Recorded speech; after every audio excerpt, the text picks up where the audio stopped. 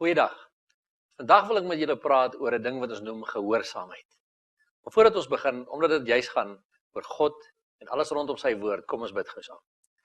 Vader, in die magtige naam van Jesus Christus wil ons U loof, prys en eer in hierdie dag. Dankie dat ons U naam mag groot maak en omdat ons weet U is die koning van konings, die vors van vorste. U is die enigste God, U is die ware God. Maar die beste bly steeds staan, U is ons Vader. U is 'n Vader wat wil hê sy kinders moet aan hom gehoorsaam wees, soos wat ons ook wil hê ons kinders moet aan ons gehoorsaam wees. En ek wil bid, Heilige Gees, dat U hierdie aspek van gehoorsaamheid vandag in harte sal oopbreek. Ek vra dat U my die pad uit sal neem, dat dit nie ek sal wees wat spreek nie, maar dat U Gees deur my met mense sal spreek. Vader, en ek bind elke mag van die Satan, van bevooroordeeldheid of oordeel of kritiek, wat mense se gedagtes wil wegtrek van hierdie boodskap. En ons maak dit nou nietig, ons verklaar dit oneffektief in die magtige naam van Jesus Christus van Nasaret. En ek wil bid, Here, dat U bloed ons sal beskerm. Elke plek waar hierdie DVD gekyk word, dat daardie vertrekke ook verseël sal wees met die bloed, dat die engele opgestel sal wees reg rondom ons almal. Hier waar ons die opname maak, daar waar hulle die DVD's gaan kyk, sodat dit heilige grond sal wees omdat U teenwoordig is. En dankie Jesus dat U ons lei met U wysheid en die insig en U teenwoordigheid. Ons eer U daarvoor in U naam alleen. Amen. Mense, ons praat vandag oor gehoorsaamheid. En ek gooi dit vir julle daar op die skerm. Gehoorsaamheid, want toe die Here vir my hierdie opdrag gee om hierdie lesing op te neem, toe breek hy die woordjie gehoorsaamheid vir my so op, soos wat julle dit nou daar sien. Gehoorsaamheid. En ek sê, Here, hoekom gee jy dit vir my so? En hy wys dit vir my baie duidelik. As ek en jy werklik gehoor het wat God sê, en ons doen wat hy sê, sal daar 'n saamheid wees tussen ons en God. Jy sien, want gehoorsaamheid bring eenheid tussen mens en God. Ongehoorsaamheid breek die eenheid tussen mens en God. Toe Adam ongehoorsaam raak, toe word sy eenheid met God verbreek. So ek en jy moet vandag 'n keuse maak. Is ons bereid om gehoorsaam te wees aan die woord van God, soos hy daar staan, ja of nee? Want as ek gehoorsaam gaan wees, as ek gaan hoor wat God vandag sê, sal daar 'n saamheid wees met God. Nou die eerste vers wat ek altyd na verwys is 2 Korintiërs 1 vers 13. Wat sê, want ons skryf aan julle niks anders as wat julle lees of ook verstaan nie. En ek hoop dat julle dit ook tot die einde toe sal verstaan. My aanhalings kom uit die 33 vertaling van die Bybel uit, die 1953 hersiening. En die 83 vertaling klink miskien bietjie anderste, so jy moet kies wat jy wil lees. Ek het gekies om die 33 vertaling te lees, want hy gee vir my die suiwerste weergawe van wat God vir ons probeer sê. En mense, as daar met ander woorde staan, ons skryf van julle niks anders as wat julle lees of verstaan nie, wat beteken dit vir my? Dit beteken, as die Bybel sê, die aarde is in 6 dae geskape, is in 6 dae geskape, nie in 6 tydperke van 1 miljoen jaar elk nie. As daar staan, Jesus was vir 3 dae en 3 nagte in die graf, dan beteken dit, hy was vir 3 dae en 3 nagte in die graf, nie net vir 'n dag en 'n half nie. As daar staan, Jona was in die vis, wat beteken dit? Dit beteken, Jona was in die vis. En so kan ek aangaan en aangaan. As daar staan, Jesus is uit 'n maagd uitgebore, wat beteken dit? Jesus is uit 'n maagd uitgebore. Nou, wat probeer Satan juist deesdae doen met dinge soos die Da Vinci Code en met dinge soos the Gospel of Judas en hierdie Secret Bible en allerlei sulke goed wat op die televisie is? Hy probeer my en jou laat twyfel in die waarheid van die skrif. Want jy sien, ek het nie nodig om jou so ver te kry om te twyfel in die hele Bybel nie. Ek het net nodig om jou so ver te kry om te twyfel in een teksversie. En as jy in een teksversie gaan begin twyfel, gaan jy in die hele Bybel twyfel. Want jy sien, dis 31.000 teksverse in hierdie kosbare boek. En ek het een van 2 keuses om te maak. Of al 31.000 is op my van toepassing, of nie een van hulle is nie. Wat kies ek en jy om te doen? Wat kies ek en jy om vir onsself te vat? Hoe kies ek en jy vandag om te sê, maar sekere van hierdie verse is vandag nie meer op toepassing nie, op ons van toepassing nie, maar daardie is. Hoe maak ek daardie bepaling? Wie ek ook al mag wees. Hoe geleerd ek ook al mag wees. Hoe maak ek die bepaling om te sê, hierdie is nou van toepassing, daai is nie meer nie. Jy sien, is omdat ons nie die skrifte ken nie, want Jesus het gesê, julle dwaal, omdat julle die skrifte nie ken nie. En in Handelinge 17, jy kan dit gerus gaan gelees, vers 10 en 11, staan daar, die mense van Berea was edelmoediger as die mense van Thessalonika, omdat hulle die skrifte elke dag ondersoek het, om te kyk of die dinge wat Paulus en Silas vir hulle geleer het, so was.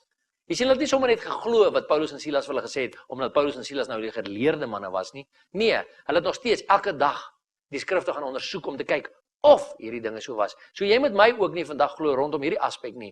Jy moet asseblief self ook die skrifte gaan ondersoek elke dag om te kyk of dit wat ek nou vir jou sê werklik so is of nie. Maak nie saak wie die persoon is nie.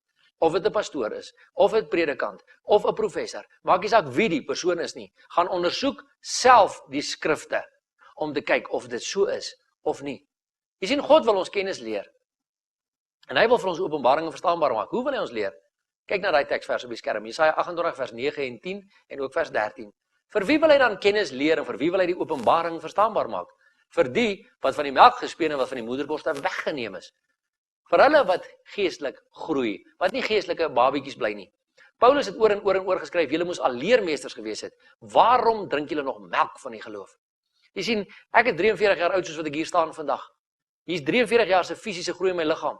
As ek vir 43 jaar lank net melk gedrink het, sou ek vandag 'n baie siek baba gewees het. Nee, iewerste in my leeftyd moes ek begin vaste kosse inneem om fisies tot hier te groei. Net so moet ons dit in die gees doen. Nou, hoe doen God dit? Hoe leer hy vir ons wat bereid is om te leer? Hoe leer hy ons wat bereid is om te groei? Want dit is gebod op gebod, gebod op gebod. Reël op reël, reël op reël. Hier 'n bietjie, daar 'n bietjie. Daarom sal die woord van die Here vir hulle wees, gebod op gebod, gebod op gebod. Reël op reël, reël op reël. Hier 'n bietjie, daar 'n bietjie. Dit, my liewe vriende en vriendinne, is hoe God ons leer. Sy liefde, sy genade vir ons, sy geduld met ons is so groot, dat hy weet, as hy alles wat hy is, en alles wat oor hom gaan, op een slag op my en jou moet afgooi, sal ons ontplof, ons sal dit nooit kan hanteer nie. Daarom leer hy ons hier 'n bietjie, daar 'n bietjie. Vandag leer hy jou van gehoorsaamheid. Volgende week leer hy jou van die tiendes. Die week daarna leer hy jou van saai en maai. Die week daarna leer hy jou van die nagmaal, of die doop, of wat ook al die geval mag wees. So leer hy ons, hier 'n bietjie, daar 'n bietjie. Maar kyk mooi, hoe leer hy ons? Reël op reël. So baie mense sê vir my, Tiaan, ek moet die Bybel net in konteks lees. Jy sien, as ek die Bybel net in konteks lees, mis ek sekere reëls. Maar as ek die Bybel net in konteks lees, lees ek oor sekere reëls. Dit moet ek regtig begin verstaan. Ek kan ook 'n spesifieke stuk in die Bybel in konteks lees en sien in watter konteks is hy geskryf en wanneer is hierdie boek geskryf en waaroor gaan die agtergrond en hierdie tipe van goed. En dan nadat ek dit so gelees het, sê ek, Vader, breek nou hierdie stukkie wat ek gelees het vir my oop asseblief, reël op reël, dat ek 'n bietjie kan leer, kan groei, nog meer geestelik kan groei. Want Here, ek wil nie 'n geestelike babietjie bly nie. So liewe vriende, kom ons gaan vandag die Here vertrou om vir my en jou die aspek van gehoorsaamheid reël op reël oop te breek en dat die Heilige Gees ook in jou hart sal spreek rondom die waarheid van ware gehoorsaamheid. Want jy wat daar buite sit, as jy kinders het, vra jouself die vraag af, of ek vra vir jou die vraag. Wil jy hê dat jou kinders gehoorsaam moet wees aan jou? Ja, almal sê natuurlik, ja. Dan vra ek ook die vraag, wil jy hê dat jou kinders net gedeeltelik gehoorsaam moet wees aan jou? Of heeltemal? Nee, hulle moet heeltemal gehoorsaam wees aan my. Nou wat laat ons dan nou dink dat God anders is? Wat laat ons nou dink dat God bereid sal wees om gedeeltelike gehoorsaamheid van sy kinders te aanvaar, as ek en jy as mense nie bereid is om gedeeltelike gehoorsaamheid van ons kinders te aanvaar nie? Jy sien, die rede is, my liewe vriende en vriendin, vanweer die Satan se leuns in ons lewens, wil ons God verlaag na ons standaard toe. In steede daarvan om ons heeltyd op te laat bou, op te laat groei na God se standaard toe. En dis waar ons moet kom, ook rondom die aspek van gehoorsaamheid. Kom ons kyk nou wat sê die skrif vir ons, reël op reël. Wat sê God rondom gehoorsaamheid? En die eerste teksvers waarna ons kyk is Lukas 6 vers 46 wat sê, en wat noem julle my Here, Here, en doen nie wat ek sê nie. Daar is so baie mense wat vir God Here, Here noem en uitroep tot God en hom loof en prys, maar hulle is nie bereid om te doen wat in die Bybel staan nie. Sien, ek sê altyd vir die mense, ons het geleer om God te glo. Ons glo hierdie goed staan in die Bybel, maar ek vertrou hom nie genoeg om dit te doen nie. Want Satan het twyfel by my gesaai. Satan het vrees by my gesaai. Satan het allerlei goeders by my gesaai wat maak dat ek nie God kan vertrou en wil doen wat sy woord sê nie. En daarom sê die Here vir ons baie duidelik, man, vir wat noem jy my Here, Here en doen nie wat ek sê nie? Weet jy wat, my liewe vriend? Dis net so goed. Jy het 'n klein seentjie. En ek kom na jou toe en hy sê, Papa, jy's my papi, en ek lewe by jou in hierdie huis, maar ek wil eerder daai oom hier langs aan die buuroomie, sy reëls wil ek in ons huis uitlewe. Dan gee vir hom sê, nee my seun, hierdie is my huis, jy's my kind, jy lewe volgens my reëls in hierdie huis. Dan gaan hy sê, nee papi, ek wil daardie oom se reëls lewe. Gaan jy dit toelaat? Nee, jy gaan nie. Nou hoekom dink ons God sal dit toelaat met ons? Hy sê, jy's my kind, lewe volgens my reëls, doen wat ek sê. Om te doen, jy sien gehoorsaamheid, lei altyd na doen. As ek gehoorsaam raak aan God se woord, doen ek wat God se woord sê. Ek praat dit nie net nie, ek doen dit. Ek practice dit, ek oefen dit. Want 1 Timoteus 4 vers 7 sê, oefen jou in die godsaligheid. Want 'n oefening in die godsaligheid het 'n belofte van die teenwoordige en die toekomende lewe. Dis wat ons moet oefen, ons moet ons geloof beoefen, ons moet oefen om te doen wat die Bybel sê. Jy sien, want ons het ons hele lewe lang dit nie geleer nie. So ons het dit nie beoefen nie. So dit gaan iets vat van my en jou om dit te begin doen. In 1 Samuel 15 vers 22 lees ons, daarop sê Samuel, hy praat met Saul, het die Here behaag in brandoffers en slagoffers, dis in rituele, soos in gehoorsaamheid aan die stem van die Here. Kyk, om gehoorsaam te wees is beter as slagoffer, om te luister beter as die vet van ramme. So vir die Here gaan dit nie oor wat se tipe rituele ek en jy volg elke dag in die kerk nie. Wat se tipe klere drag ons aan dit nie. Wat se tipe liedjies ons sing 3 keer op hierdie manier of 4 keer op daai manier, of ons het net 1 keer sing en of ons het 17 keer sing nie. Dit het niks vir die Here. Hy geniet net ons lofsange. Maar sy behaag is in die gehoorsaamheid aan sy stem. Dis sy behaag. Dat ons gehoorsaam sal wees. Maak nie saak in wat se kar ons by die kerk aankom nie. Maak nie saak wat se klere ons by die kerk aan het nie. Maak nie saak hoe om ons die stoele pak, of wat ook al die ritueel mag wees nie. Dit gaan nie daaroor vir die Here nie, dit gaan vir die Here oor gehoorsaamheid. Kyk, om gehoorsaam te wees is beter as al hierdie dinge.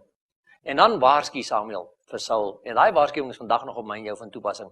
Want hoe kies ek en jy om vandag te kan sê, nee, maar hierdie betrokke teksvers is nie meer op my van toepassing nie. Daai betrokke teksvers is nie meer op my van toepassing nie. Dit was vir daai tyd gewees. Jawel, dan kan jy mos jou hele Bybel maar in die asblik gooi. Want hoe kies jy, watter sou dan nou vandag op my en jou van toepassing wees?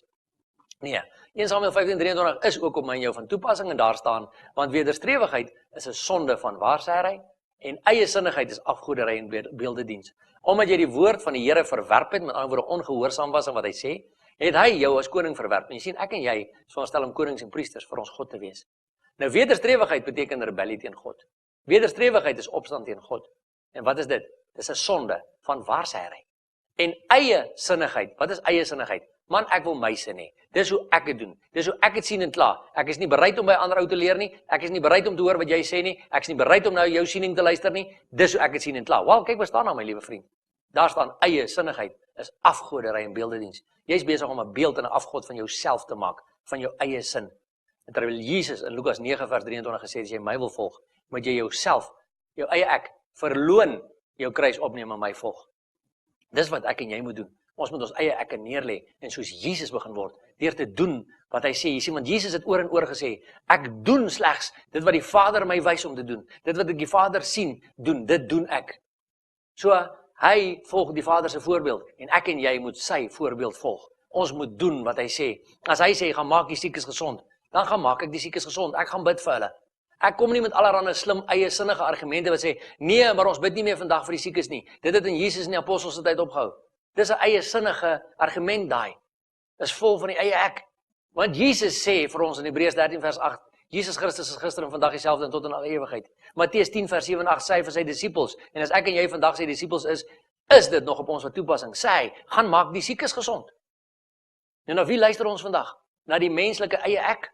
Of na Jesus wat sê, gaan doen hierdie dinge, want ek het nog nooit verander nie. In Romeine 5 vers 19 lees ons, want soos deur die ongehoorsaamheid van die een mens, wie is dit? Adam, baie tot sondaars gestel is, so sal ook deur die gehoorsaamheid van die een, wie is daai een met die hoofletter? Jesus Christus, baie tot regverdiges gestel word. Jy sien, deur Adam se ongehoorsaamheid het daar verdeeldheid gekom, skeiding tussen God en mens, en baie van ons, almal van ons, is tot sondaars gestel. Nou net so, deur Jesus se gehoorsaamheid aan God se woord, om te gaan hang na die kruis, te sterf, te begrawe te word, op te staan, op te vaar na die hemel toe, daardeur het hy baie van ons tot regverdiges gestel. So ons kan ook regverdig wees voor God, as ons net kies om gehoorsaam te wees aan hom. Want ons lees in Hebreërs 5 vers 8, hy, al was hy die seun, het gehoorsaamheid geleer uit wat hy gelei het. Kan ek en jy ook gehoorsaamheid leer uit wat ons lei? Ja, verseker. Kom ons sê, my besigheid word verwoes omdat ek die verkeerde besigheidspraktyke gebruik het en Satan vernietig my besigheid. Of my liggaam het 'n siekte vanweë die feit dat ek ongehoorsaam was aan die woord en myself doodgerook het of wat ook al. Kan ek nou daaruit iets leer? Ja, kan. Ek kan leer om te begin gehoorsaam te raak aan die Here en te sê, Here, van nou af wil ek my besigheid volgens u goddelike besigheidsbeginsels bedryf. Here, van nou af wil ek my liggaam begin oppas volgens u standaarde in die Bybel. So ja, ek kan ook gehoorsaamheid leer uit dit wat ek lei. Net soos wat Jesus gehoorsaamheid geleer het uit dit wat hy gelei het. En vers 9 sê, en nadat hy volmaak is, het hy vir almal wat hom gehoorsaam is, 'n bewerker van ewige saligheid geword. Jy sien, hy word net 'n bewerker van ewige saligheid vir hulle wat aan hom gehoorsaam is. Hulle wat kies om saam met hom 'n pad te loop. Hulle wat hom aanneem. Want jy sien Johannes 1 vers 12 sê, almal wat hom aangeneem het, aan hulle het hy die mag gegee om kinders van God te wees. Almal wat hom aangeneem het. Dis dit. Het jy hom al aangeneem? Jy sien, almal wat hom aangeneem het, impliseer tog 'n aksie aan my kant. Dis nie iets wat my ma namens my kon doen, my pa namens my kon doen, my predikant namens my kon doen, my pastoor namens my kon doen nie. Dis iets wat ek moet doen. En as jy dit dalk nog nooit gedoen het nie, gaan ons vir jou gebed aan die einde van hierdie DVD laat rol, wat jy hardop kan bid, om vandag te sê, Here, ek kies om U aan te neem, al sit ek al 30 jaar lank in 'n kerk. Dit het niks daarmee uit te waai nie. Want daar staan aan almal wat hom aangeneem het, het hy die mag gegee om kinders van God te wees. Jy moet die keuse maak vandag, maar die hele lewe gaan oor keuses. Daai klere wat jy in jou lyf het jy gekies om aan te trek. Hulle het nie jou kas uit in jou lyf gespring vanoggend nie. Jy het dit gekies. So kan jy kies om vandag hierdie boodskap wat ek vir jou gee, onder leiding van die Heilige Gees, of jy dit wil vat en of jy dit wil uitgooi uit jou kop uit. Dis 'n keuse wat jy maak. Jy kan ook kies of jy wil hê Jesus moet vir jou 'n bewerker van ewige saligheid wees of nie. Want mense, daar is nie baie paaie wat na God toe lei nie, daar's net een. Johannes 14 vers 6 sê Jesus, ek is die weg, die waarheid en die lewe. Niemand kom na die Vader toe behalwe deur my nie. So wat kies jy vandag? Kies jy ook om gehoorsaam te raak aan Jesus en alles wat hy in sy woord vir ons sê, of kies jy om ongehoorsaam te bly? Daai keuse is joune. Levitikus 18 vers 4 tot 5 sê, my verordeninge moet julle doen en my insettinge hou om daarin te wandel. Ek is die Here, julle God. Hou dan my insettinge en my verordeninge wat die mens moet doen, dat hy daardeur kan lewe. Ek is die Here. Och, nou sê die mense gou vir my, nee Mattean, daai is Ou Testamenties. Hierdie aanhalings van jou is Ou Testamenties. Mense, die Ou Testament is 'n skadubeeld van die Nuwe Testament. Dit verwys na die vervulling in die Nuwe Testament. So, die Ou Testament is nog op my en jou lewe van toepassing. En daar staan baie duidelik dat ek moet God se verordeninge hou en sy insettinge hou om daarin te wandel. Hoekom? Want as ek daarin wandel, dan sal ek lewe. Dit het nog nooit verander nie. Die feit dat dit uit die Ou Testament uitkom, beteken nie, ek kan nou nie meer daaruit lewe as ek nou in die Nuwe Testament is nie. Nee, soveel te meer, omdat ek nou in Christus lewe. Want die skadubeeld het 'n werklikheid geword in Christus, het 'n vervulling gekry in Christus. Daarom is hierdie riglyn nog steeds op my van toepassing. Ek sê, Here, ek wil nou, ek is nou 'n verhouding met my hemelse Vader. Ek is nie meer bang vir God nie, want onthou mense, die vrees van die Here is nie bang wees vir God nie. Die vrees van die Here is eerbied, respek, ontzag en liefde vir die Here.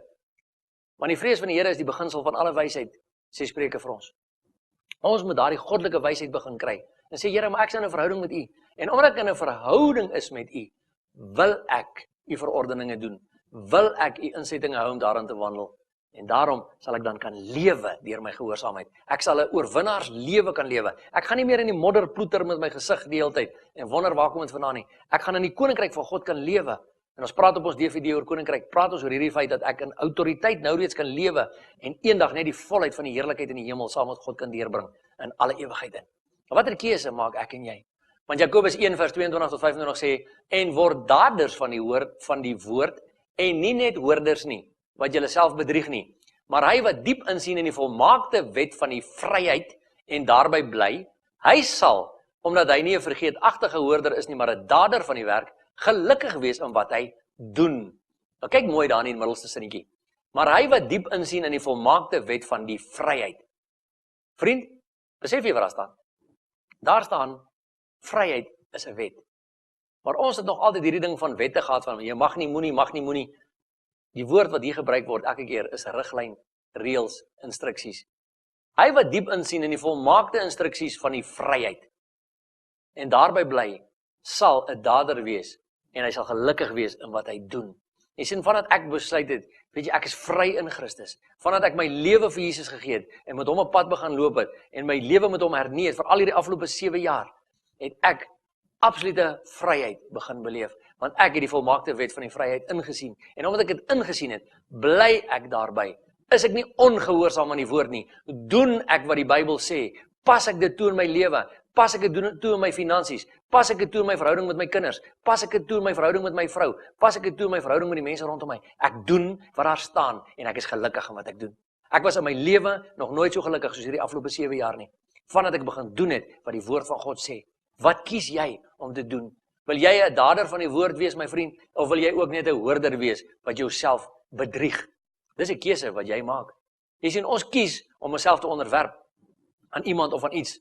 Romeine 6 vers 16 sê, weet julle nie, dat aan wie julle julleself as diensknegte tot beskikking stel, om hom gehoorsaam te wees, julle diensknegte is van hom aan wie julle gehoorsaam is nie, of van die sonde tot die dood, of van die gehoorsaamheid tot geregtigheid.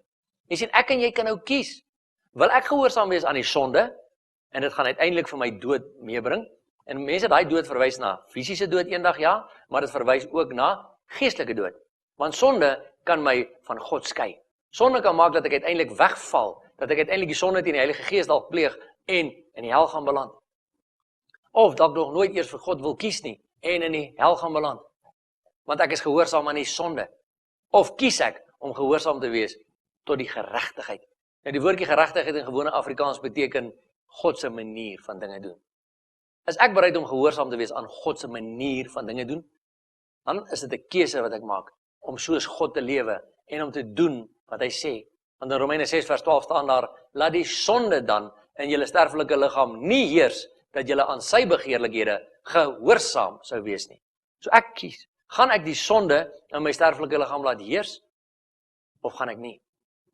Ek weier om die sonde mee toe te laat, om in my sterflike liggaam te heers. Ek maak 'n keuse. As daar 'n gedagte inkom om iets verkeerds te gaan doen, sê ek Satan, ek staan jou teen in die magtige naam van Jesus. Ek sal nie meer toelaat dat daai sonde in my sterflike liggaam heers nie. Want ek sal nie meer aan die begeerlikhede van die sonde gehoorsaam wees nie. Want ek is nou gehoorsaam aan Christus, ek doen nou wat hy sê.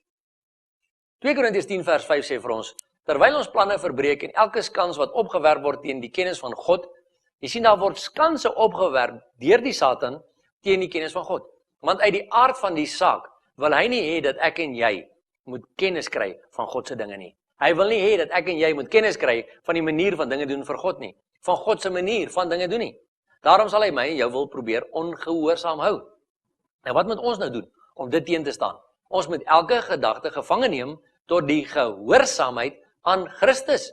Soos die Satan kom met 'n aanval op my gedagtes, kom met 'n aanval op my besigheid, kom met 'n aanval op my huwelik, kom met 'n aanval op my kinders, sien ek hom, ek sien nie sy kans wat opgewerp word teen die kennis van God, en ek gebruik die Bybel, en ek sê, Here, hier is die swaard van die Gees, U sê ek moet die gedagtes gevange neem tot gehoorsaamheid aan Christus, so hierdie gedagte wat nou inkom, wat sê, jou besigheid gaan dit nie maak nie, en hierdie gedagte wat wil ek moet nou negatief dink, hierdie gedagte wat wil ek moet negatief praat, ek neem hom gevange tot gehoorsaamheid aan Christus, en ek gooi met my kop uit. Dis die keuse wat ek maak, dis wat ons moet doen, mense, dis die keuses, elke dag. Watter keuse maak jy oor hierdie boodskap van gehoorsaamheid? Wil jy gehoorsaam wees aan God of wil jy nie? Dis die keuse wat jy maak. Ek bid net dat die Here hierdie woord in jou hart laat ontplof en tot 'n werklikheid kom wat jy nog nooit voorheen ervaar het nie. Ek lees in 1 Petrus 1 vers 22. As julle in gehoorsaamheid aan die waarheid, julle siele deur die Gees tot ongeveinsde broederliefde gereinig het, moet julle mekaar vurig lief hê uit 'n rein hart. Nou sê gou vir my mense, wie is die waarheid? Watter kerk se waarheid, watter ideologie se waarheid, watter filosofie se waarheid? Nee. Johannes 14 vers 6 sê Jesus, ek is die weg, die waarheid en die lewe. Niemand kom na die Vader toe behalwe deur my nie. So, as julle in gehoorsaamheid aan Jesus effektief dan nou, julle siele, nou my siel is my wil, my intellek en my emosies, deur die Heilige Gees tot ongeveinsde broederliefde gereinig het. Nou wat is ongeveins? Geveinsdheid, mense, is skynheiligheid. Ek is skynheilig, ek sê ek is 'n Christen, maar ek vloek en skel op almal, ek verneek almal waar ek kan, ek doen almal in waar ek kan, ek skreeu op almal, ek vernietig almal rondom my, ek trap op almal rondom my. Dis geveinsdheid, dis skynheiligheid. En ons moet uit dit uitkom, want ons moet in gehoorsaamheid aan die waarheid, my gedagtes begin om dit te reinig tot ongeveinsde broederliefde. Ek moet my broeder kan lief hê, my suster kan lief hê, my man, my vrou, my kinders, die mense rondom my, selfs my vyande kan lief hê. Hoe? Uit 'n rein hart, vurig lief hê, sê hierdie teksvers vir ons. Jy sien, maar omdat ek en jy nie hierdie ding verstaan van 'n rein hart nie, en ook nie bereid is om te doen wat daar staan nie, het ons al hierdie argumente, jy weet nou, kom mense, en ons kry die Christene wat lief is mekaar, kinders van die Here, die man gee vir die vrou 'n drukkie, of hy gee vir 'n ander vrou 'n drukkie by die kerk, of wat ook al, en onmiddellik is daar, kyk net, hy lê by haar aan, hy wil haar seker weer in die bed kry of iets van die aard. Jy sien mense, daai is die leuen van die Satan. Want ek en jy verstaan nie, dat as ons in gehoorsaamheid aan die waarheid, my wil, my intellek, my emosies, deur die Gees tot ongeveinsde broederliefde gereinig het, dat ek iemand anders vurig kan lief hê uit 'n rein hart nie. Ek kan 'n ander suster of 'n ander broer vurig lief hê uit 'n rein hart, sonder om vuil gedagtes oor hulle te kry, sonder om allerlei aanmerkings oor hulle te maak, want ek is nie meer skynheilig nie. Die liefde in my vir daardie persoon, vir daardie broer of daardie suster, is 'n vurige liefde uit 'n rein hart uit, 'n rein hart voor God, want God is die een wat my hart gaan toets, geen mens nie. Geen mens, ek gaan nie voor 'n mens se troon staan enig nie, ek gaan enig alleen voor God se troon staan, en God gaan sê, my seun, ek het jou hart getoets, toe jy by daai suster was, toe jy haar 'n drukkie gegee het, of wat ook al die geval mag wees, maar ons moet ophou om mekaar te oordeel en te veroordeel, omdat ons skynheilig is, omdat ons nie weet wat is 'n rein hart nie, omdat ons onsself nog nie in gehoorsaamheid deur die Gees tot ongeveinsde broederliefde laat reinig het nie, want ek is nie bereid om my eie sinnigheid af te lê nie, ek wil net heeltyd ander mense, wil ek aftakel, ander mense sleg sê, ander mense veroordeel en kritiseer.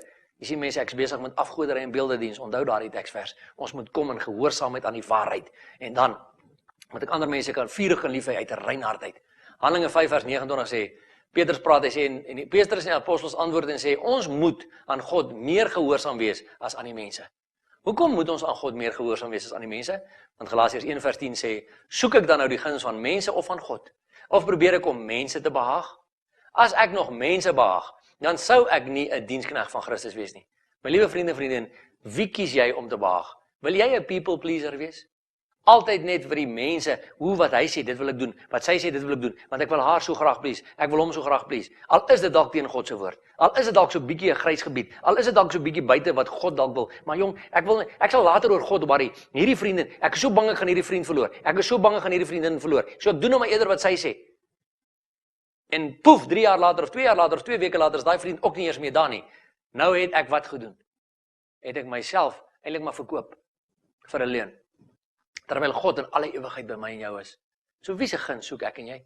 Daarom moet ons aan God meer gehoorsaam wees as aan die mense. En omdat ek in 'n persoonlike verhouding is met my hemelse Pa, en omdat ek graag wil sien hoe glimlag hy vir my uit sy tevredenheid uit met my, daarom wil ek hom meer behaag as mense. Daarom wil ek meer aan hom gehoorsaam wees. Daardie wet van moed het vir my geword wil. Want jy sien, hierdie wet is nou waar geskryf, op my hart, sê die Bybel. En as hy op my hart is, sal hy op my lippe lê, op my tong wees, sal ek hom spreek. Want Jesus het elke keer gesê, Satan, daar staan geskrywe. Jy sien, hierdie is die swaard van die Gees. Maar hoe kan ek hierdie swaard gebruik as ek hom nie uit my skede uithaal en hom begin skerp maak deur hom te lees nie en dan te begin doen wat hier staan nie? Ek gaan hom nie kan gebruik nie, want hy is my oneffektief. Handelinge 5 vers 32 sê, en ons is sy getuies van hierdie dinge, en ook die Heilige Gees wat God gegee het aan die wat hom gehoorsaam is.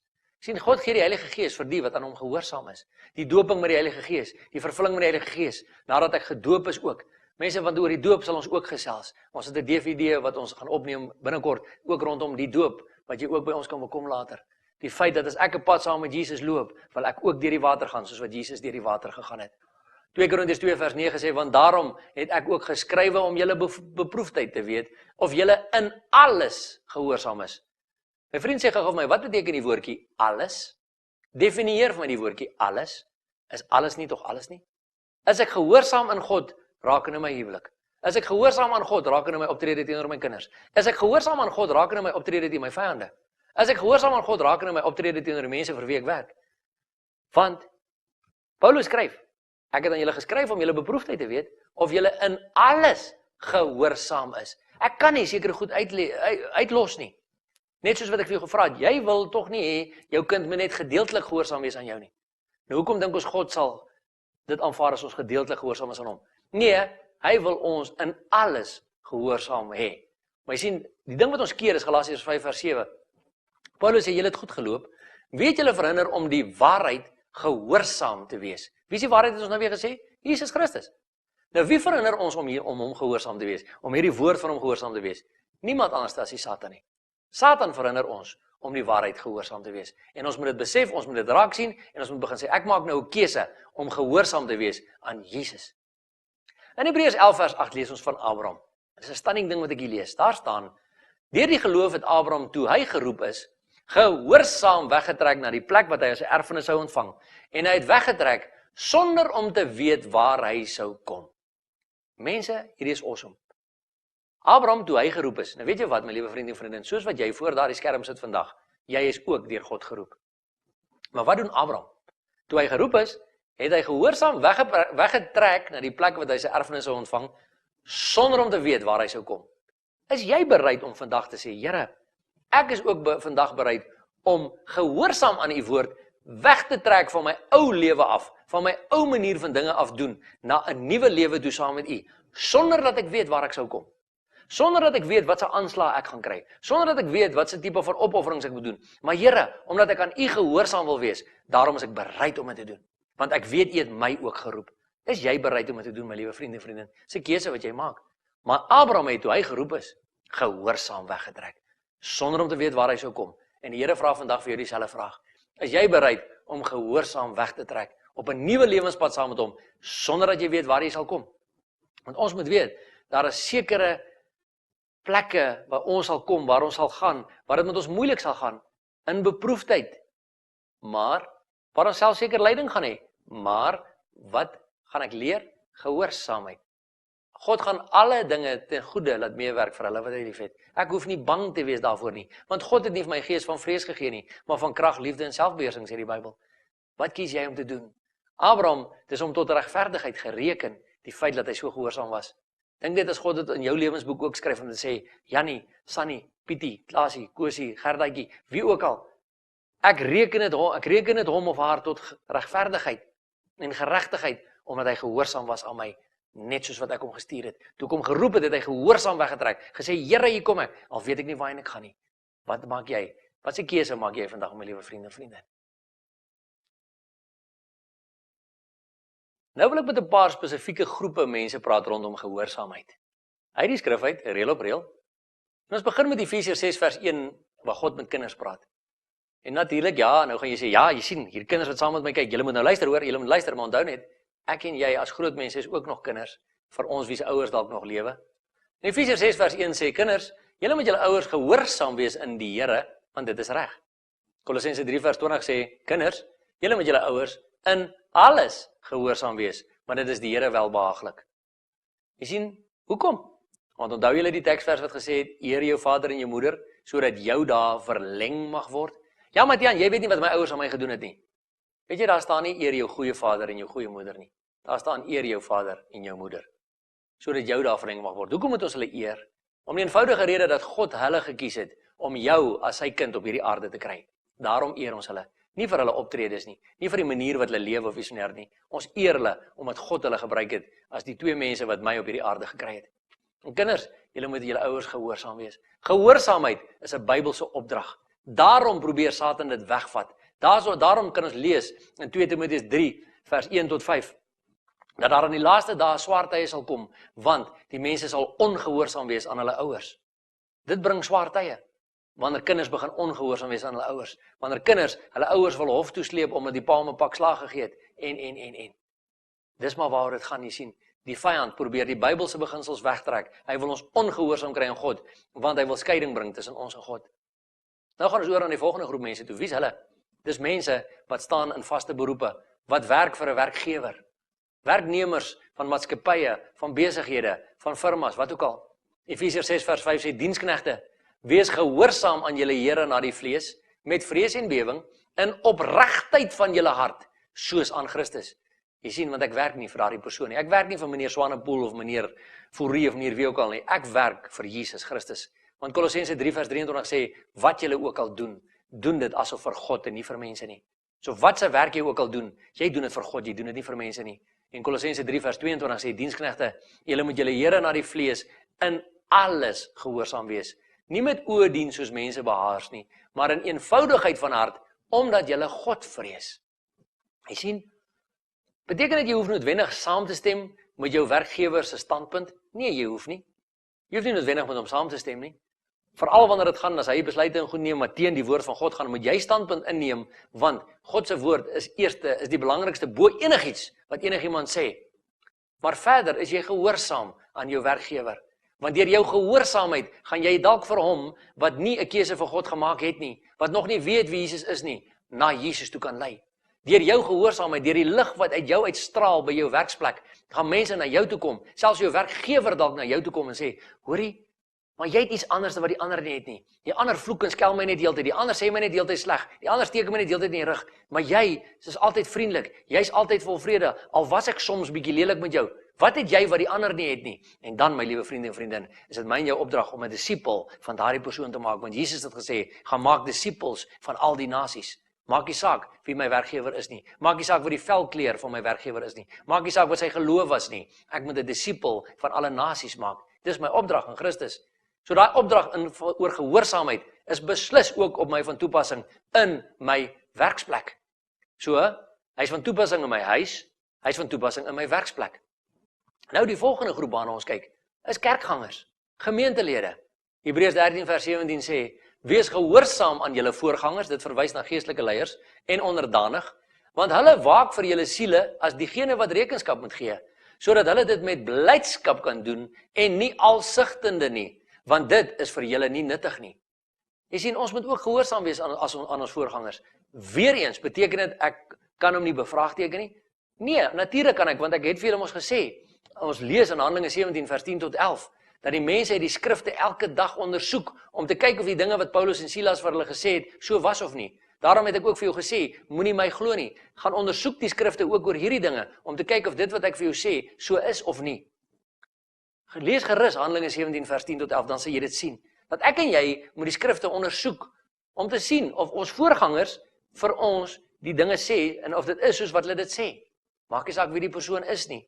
So my liewe vriende en vriendin, maar verder moet ons gehoorsaam wees aan hulle, moet ons hulle respekteer, moet ons vir hulle bid, moet ons bid dat die Here hulle wysheid gee, dat hulle vir ons, wat hulle waak vir ons siele, hulle staan in ons gemeente, in ons huis self, of waar ook al die geval mag wees, staan hulle voor God, want God gaan van hulle rekenskap vra oor my en jou siele, wat onder hulle was.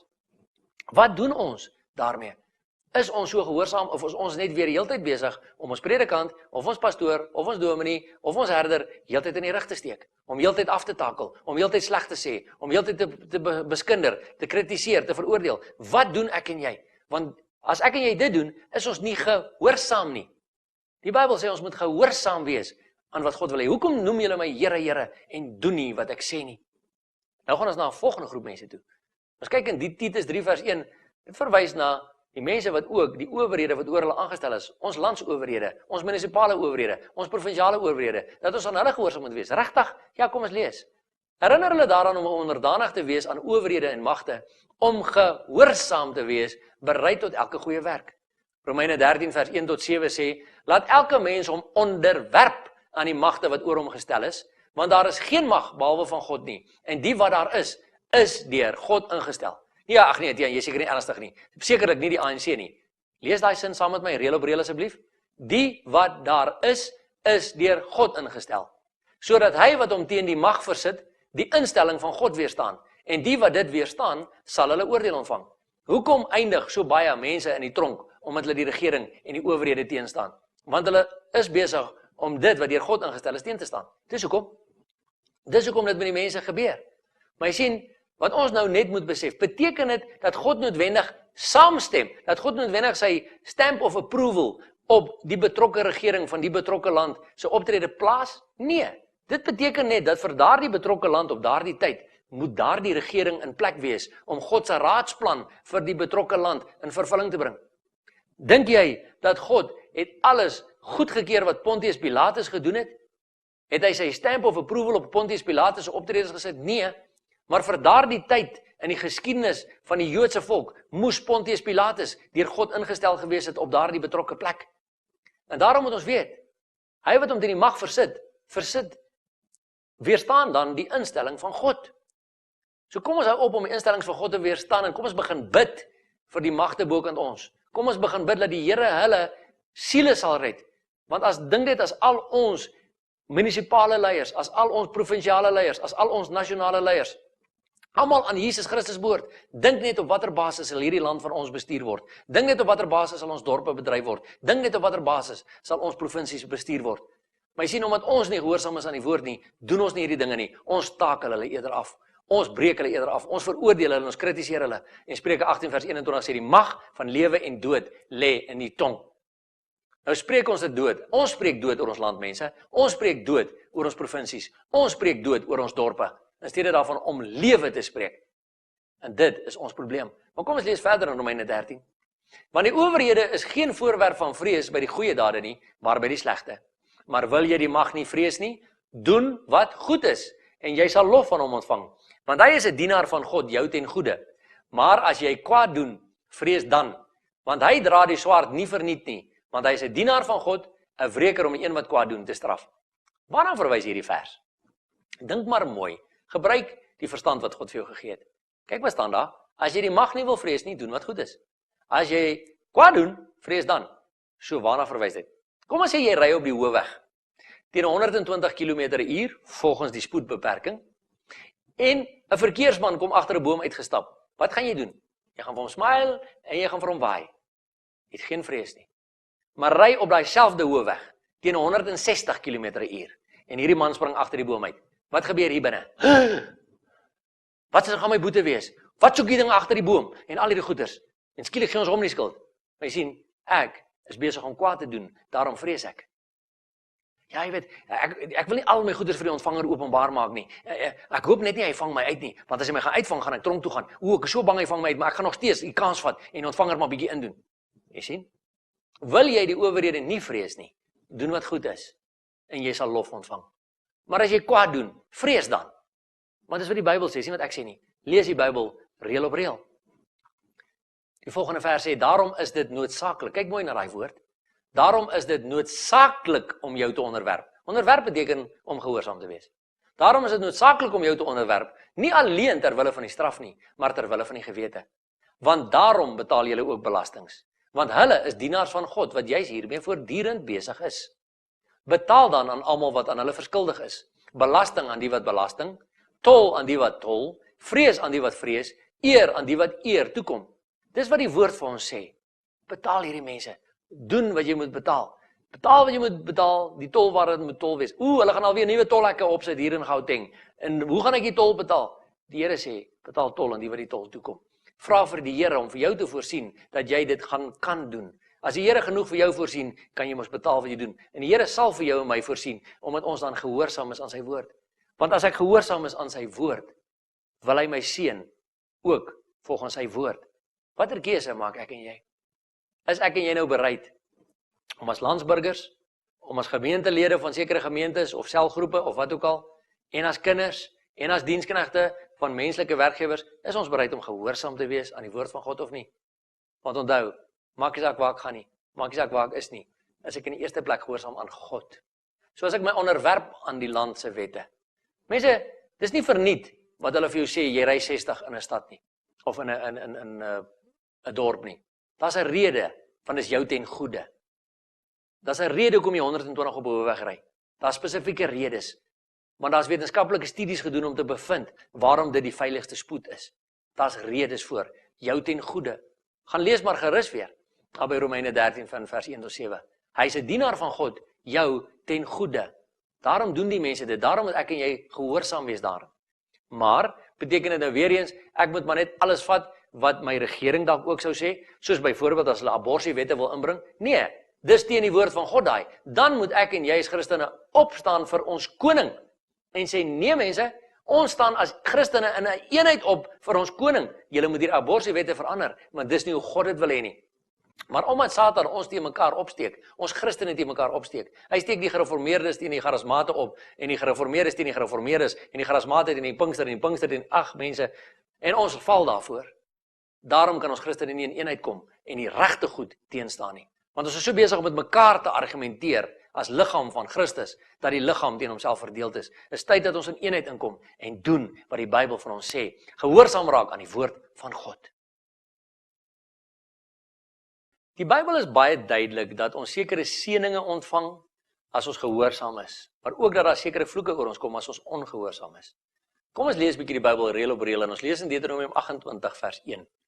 As jy dan goed luister na die stem van die Here jou God om sorgvuldig te hou al sy gebooie wat ek jou vandag beveel, dan sal, kyk mooi daar staan, dan sal, daar's nie 'n miskien in nie, daar staan, dan sal die Here jou God jou die hoogste stel bo al die nasies van die aarde.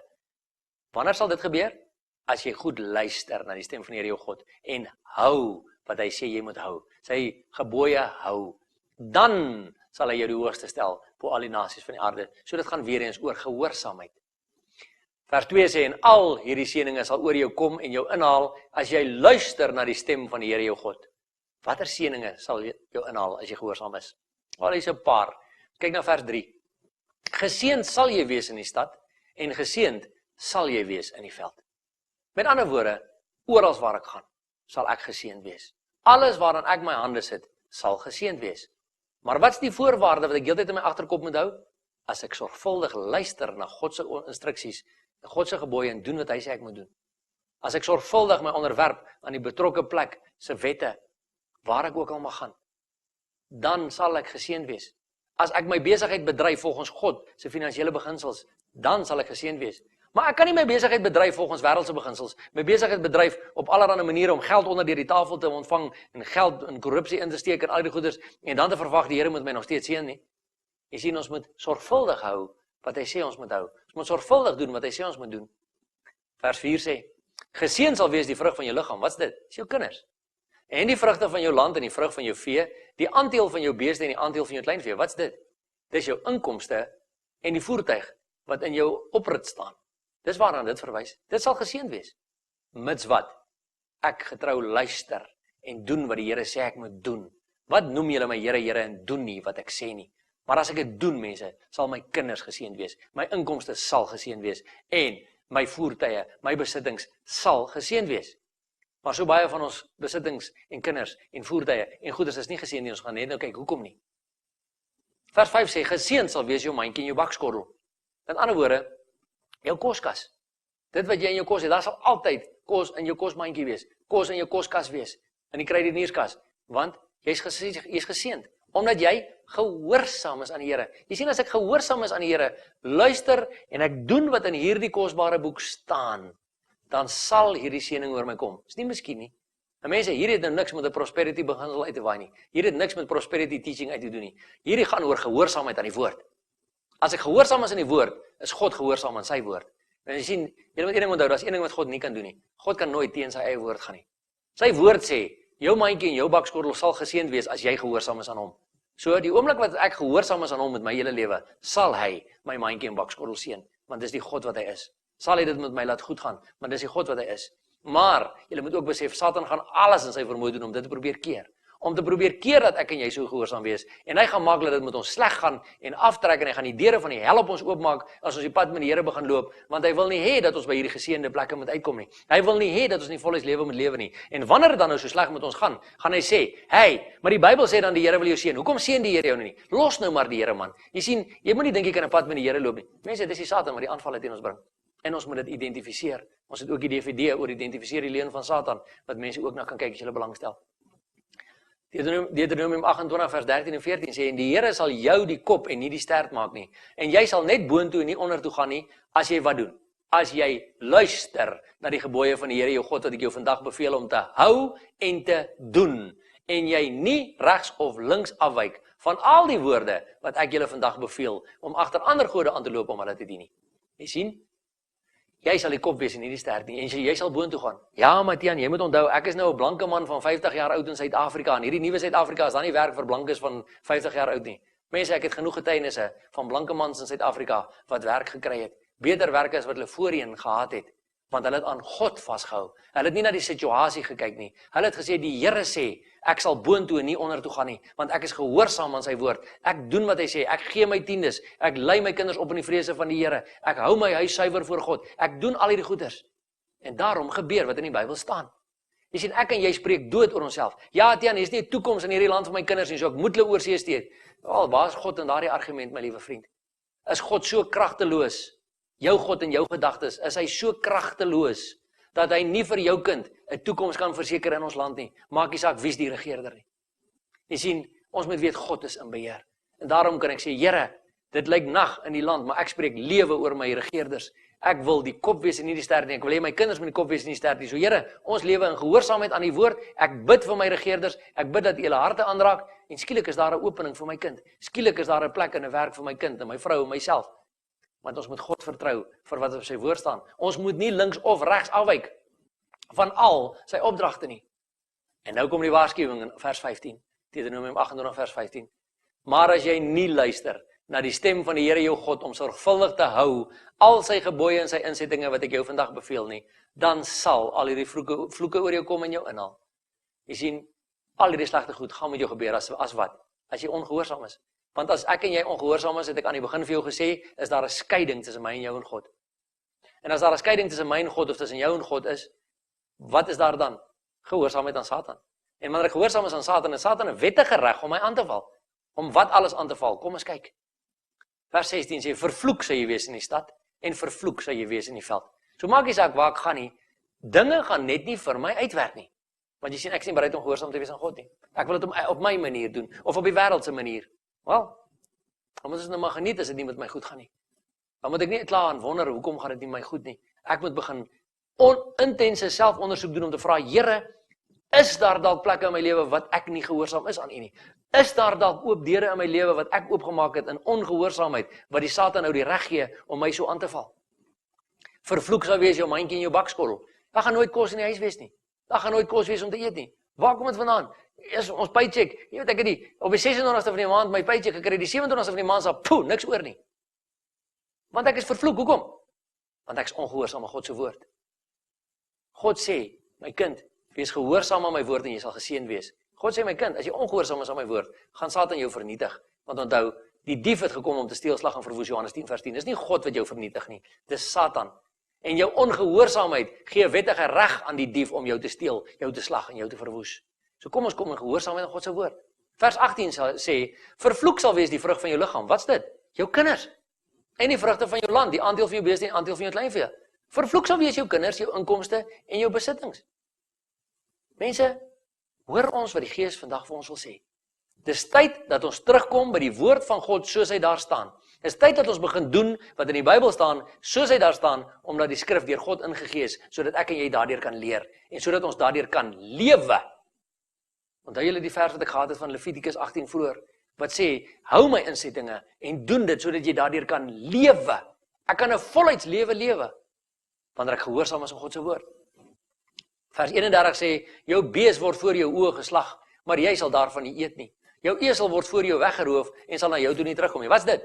Al hierdie hijackings en die kapings en goed wat gebeur. Jou kar word gesteel, jou goed word gesteel, jy word beroof. Dit kom nie na jou toe terug nie. Jou kleinvee word in jou vyande gegee sonder daar vir jou helper is. Hoekom? Want iewers het ek 'n deur oopgelos. Iewers is ek ongehoorsaam aan God. Ja, Matiaan, ek doen alles vir die Here. Regtig? Nou, hoekom is jy nog besig met die buurvrou, my liewe vriend? Ja, Matiaan, ek gaan 3 maal op 'n Sondag kerk toe. Regtig? Nou, hoekom aanvaar jy nog geld onder deur die tafel by die werk, my vriend? Jy sien, ons moet in suiwerheid en in waarheid voor God lewe. Dis wat ons moet doen. In suiwerheid en in waarheid. In gehoorsaamheid aan die woord van God. Anders gaan ek hierdie goed verloor en ek weet nie hoekom nie. Vers 32 sê, jou seuns en jou dogters word aan 'n ander volk gegee, terwyl jou oë dit sien en die hele dag na hulle smag, sonder dat jy daar iets aan kan doen. My kinders begin betrokke raak by satanisme. My kinders begin betrokke raak by dwelms. En ek smag na hulle. Ek wonder hoe om hulle terug te kry. Ek weet nie hoe om hulle terug te kry nie. Want ek was nie waaksaam nie. Want 1 Petrus 5 vers 8 sê, wees nugter en waaksaam. Want julle vyand die duiwel loop rond soos 'n brullende leeu, op soek na wie hy kan verslind.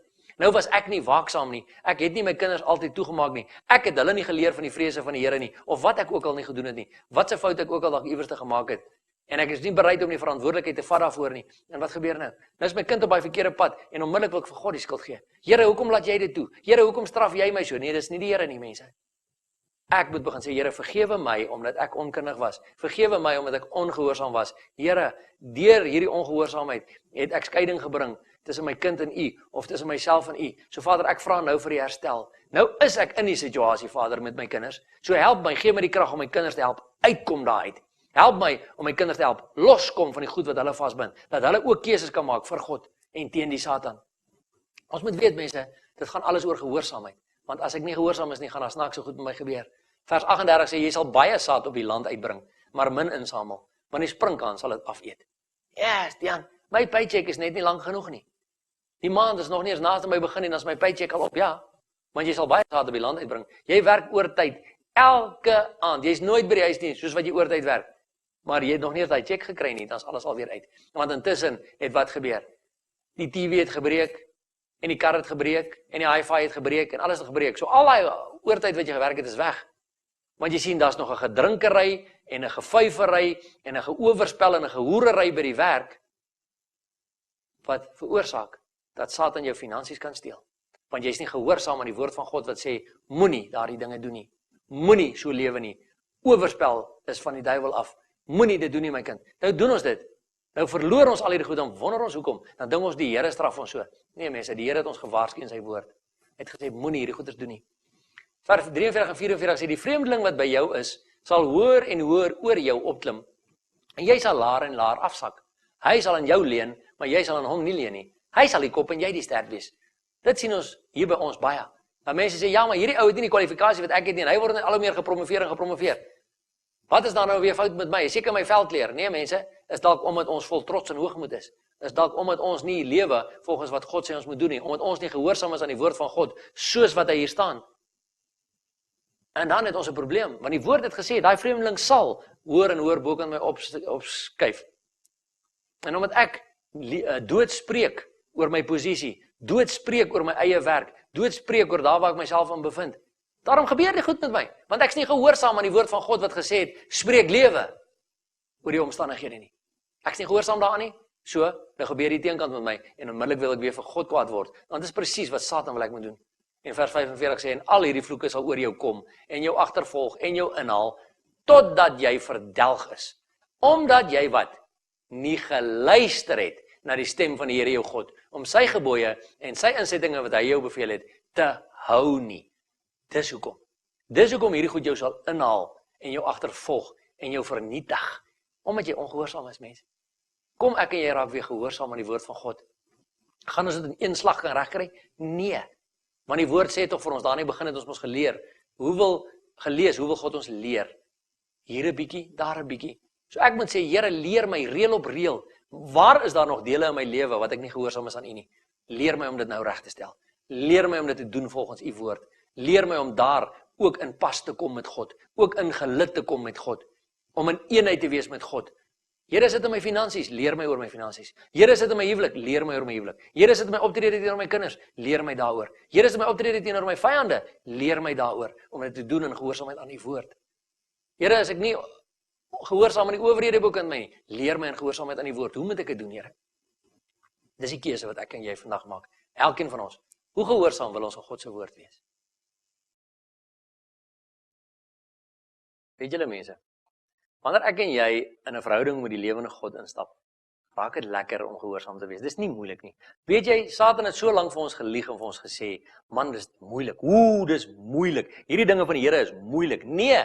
In Lukas 10 vers 21 staan daar, Jesus het by geleentheid dit uitgejubel, dan sê hy, ek loof U Vader, koning van die hemel en aarde, omdat U hierdie dinge vir wyse en geleerde mense verberg het en dit aan die kindertjies openbaar gemaak het. Jy sien, ons mense wat verskriklik wys en geleerd is in ons eie koppe, hier goed sal vir my verberg bly. Tot die dag wat ek sê, Here, ek aanvaar dit en ek vat dit soos 'n kindjie.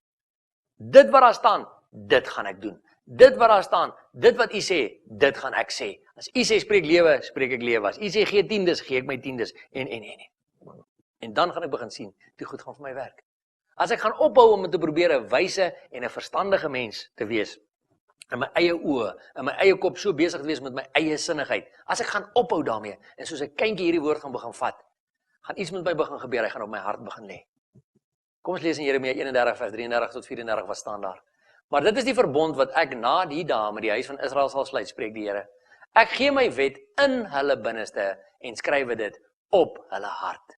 En ek sal vir hulle God wees en hulle sal vir my 'n volk wees. En hulle sal nie meer elkeen sy naaste en elkeen sy broer leer nie en sê, ken die Here, want hulle sal my almal ken. Klein en groot onder hulle, spreek die Here. Maar wat gebeur daar? Hy gee nou sy wet, hierdie woord van hom, hierdie kosbare woord wat hierin opgeneem is, waar gee hy dit nou binne in my binneste? En hy skryf dit op my hart. Want as dit op my hart geskryf is, gaan daar iets met my gebeur. En ek sien daai iets in Deuteronomium 30 vers 14. Maar baie naby jou is die woord, in jou mond en in jou hart, om dit te doen. Jy sien mense, wanneer hierdie wonderlike waarhede van God in my hart lê, gaan hy in my mond wees, en gaan ek doen wat daar sê, wat daar staan. Ek gaan absoluut net doen. Die Here sê vir my, gaan maak die siekes as ons, sê ek, Here, wys my die naaste hospitaal. Ek wil vir 'n sieke gaan bid. As daar staan, dryf die duiwel, het sê ek, Here, wys my ou wat 'n probleem met iewerste, met 'n gees van minderwaardigheid of mislukking of depressie of wat ook al. Ek wil gaan bid en ek wil daai gees gaan wegjaag. Dis die keuses wat ons moet maak. Het jy ook al hierdie woord in jou binneste en in jou mond, my vriend? Want as jy dit het, gaan jy ook hierdie dinge begin doen. Jy gaan ophou om te stry en verdeeldheid te veroorsaak en so aan. Want weet jy wat het Satan met ons gedoen met tradisies oor baie jare? Ek gaan vir jou so 2 kort dingetjies vertel gou-gou. Wat het tradisies aan my en jou gedoen? Daar word die verstaaltjie vertel van Jannie en Sunny wat jonk getroud is. Net 'n week lank getroud. Hulle kom terug van honeymoon af en Sunny sê vir Jannie, ek gaan vir jou 'n skaapbout gaar maak soos my ma dit altyd gedoen het. Hy sê, is reg my lief. En sy berei die skaapbout voor en sy doen al die goeders en sy sny so 'n stukkie af. Sy sit hom in folie, sy sit dit in die vrieskas. Sy maak die skaapbout gaar en hy eet en hy sê, my lief, dis heerlik. Maar sê gee gou-gou vir my iets. Hoekom het jy daai stukkie afgesny en in folie gesit in die vrieskas gesit? Sy dink so 'n bietjie, sy sê, o, gits, ek weet nie, my ma het dit altyd so gedoen. Kom ons gaan vra my ma. Klim in die kar, ry na skoonma toe. Sê skoonma, altyd as ma vir ons skaapbout gaar gemaak het, ma so 'n stukkie afgesny, dit in folie gesit in die vrieskas gesit. Hoekom? Sy dink so 'n bietjie, sy sê, gits, ek weet nie, ouma het dit altyd so gedoen. Kom ons gaan vra vir ouma. Klim in die kar, ry na ouma toe. Sê ouma, as ouma vir ons skaapbout gaar gemaak het, ouma so 'n stukkie afgesny, dit in folie gesit in die vrieskas gesit. Hoekom? Ouma dink so 'n bietjie, sy sê, gits, ek weet nie, ouma grootjie het dit altyd so gedoen. Sy is in die ou huis, kom ons gaan vra vir haar. Klim in die kar, ry ou huis toe. Sê ouma grootjie, as ouma vir ons skaapbout gaar gemaak het, ouma altyd so 'n stukkie afgesny, dit in folie gesit in die vrieskas gesit. Hoekom het ouma dit gedoen? En ouma grootjie dink. En sy dink, want sy kan nie meer so mooi onthou nie. En sy dink. En sy sê, o ja, ek onthou nou. My pot was te klein vir die skaapbout. En jy sien my liewe vriende en vriendin, dit het tradisies met my en jou al die jare gedoen. Omdat oupa grootjie dit so gedoen het, omdat oupa dit so gedoen het, omdat my pa dit so gedoen het, daarom doen ek dit ook so. Al sê die woord van God dalk iets anders. Al sê die woord van God dalk iets anderste, maar omdat my oupa dit so in die kerk gedoen het, nou doen ek dit so in die kerk. Maar God sê iets anderste. Nee, maar my oupa het dit so gedoen. Vraag gou vir jou die vraag.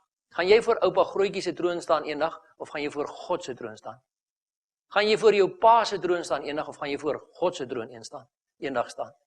Dis die vraag. Maar dit is wat tradisies met my en jou doen. Die ander ding wat tradisies doen.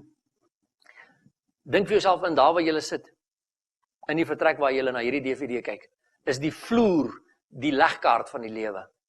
En kom ons sê elkeen van julle en ek ingesluit is besig om aan 'n stukkie te bou van hierdie legkaart van die lewe. Want onthou die Bybel sê ons almal ken ten dele, 1 Korintiërs 13. Ons almal ken ten dele. Niemand van ons, niemand, geen kerk, geen Christen, geen persoon het al die waarheid nie. Ons almal ken ten dele. Nou bou ons aan hierdie legkaart van die lewe, soos wat die Here dit vir ons wys en ons sit die prentjie bymekaar. En wat nou gebeur is, nou sê die Satan vir my, of vir jou, of vir wie ook al, hey Tiaan, jy die volle waarheid, maak so. Maak so met jou gedeelte van die puzzle, jy die hele puzzle. Die mense is alleen. In steede daarvan dat ek vir Jannie, of vir Sunny, of vir Kosie, of vir Klaasie vra, hoorie, bring bietjie jou gedeeltes nader, dat ons kyk of hulle nie in mekaar inpas, dat ons sodoende die legkaart van die lewe beter kan verstaan nie. Maak ons so. My kerk is reg, ons kerk is reg, julle kerk is verkeerd, julle, mense, waarmee is ons besig? Ons is besig om te luister na die leuns van die Satan. Hoeveel keer het Jesus gesê, moenie hulle belet nie, want hy wat nie teen ons is nie, is vir ons. Maar wat doen ons in ons kerke? Ons is besig om mense te belet. Hulle dien ook Jesus, maar hulle doen dit nie soos ons nie, so hulle is nie van die Here af nie. Jesus het gesê, moet hulle nie belet nie, want wie nie teen ons is nie, is vir ons. Dit het Jesus baie duidelik gesê. Jesus het ook gesê, die een liggaamsdeel kan nie vir die ander liggaamsdeel sê, omdat jy nie lyk soos ek lyk, is jy nie deel van die liggaam nie.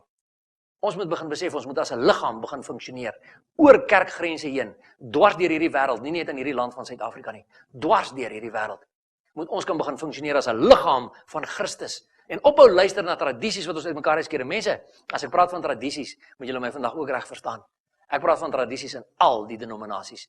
Maar die Here gebruik my op hierdie stadium in sy genade, oor kerkgrense, oor denominasiegrense heen, dwars deur Suid-Afrika. En ek kry tradisies in elke kerk.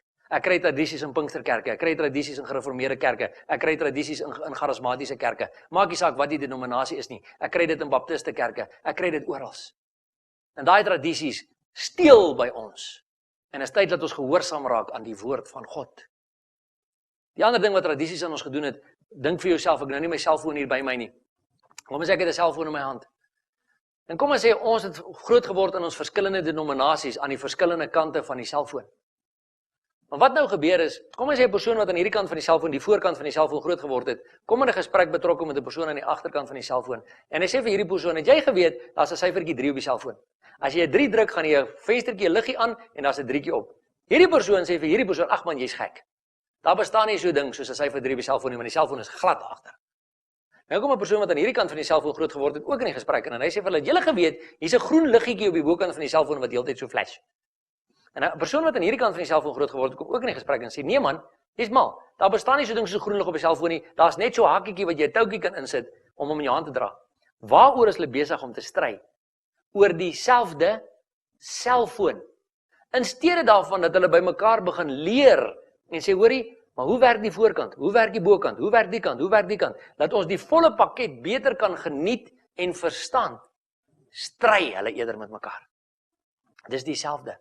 Presies dieselfde wat nou gebeur met ons en God en in ons verskillende denominasies. Ons stry so met mekaar oor ons verskillende sienings, dat niemand kom by 'n plek om by mekaar te begin leer en die volle pakket beter te begin verstaan nie. Dit wat God is, dit wie God is, dit wat hy vir my en jou wil gee. Want ons is so besig met mekaar te stry oor interpretasies van die Bybel, dat ons nie net doen wat daar staan nie, en in eenheid kom en doen wat hy sê nie. Kyk weer na die vers. Deuteronomium 30 vers 14 sê, maar baie naby jou is die woord, in jou mond en in jou hart, om dit te doen. Jy sien, ek moet die woord doen. Nou wat moet ek doen? Kom ons kyk na die volgende skermpie. Is dit klomp goed. Ek gaan sommer so lees so van bo af. Heiligheid of heiligmaking, met ander ek moet leer om heiligmaking na te streef, om daarvolgens te lewe, nagmaal te onderhou, op te hou met afgoderry, met eie sinnigheid, met beeldediens. Ek moet suiwer lewe voor God, ek moet rein lewe voor God, ek moet bid vir die siekes, ek moet ophou met seksuele oortredings, ek moet kyk na my taalgebruik, ek moet sorg vir die weduwees en wese, ek moet my huis skoonmaak van afgodsbeelde, ek moet ophou met my verslawende gewoontes, ek moet kom by 'n punt van ware vergifnis en vryspraak.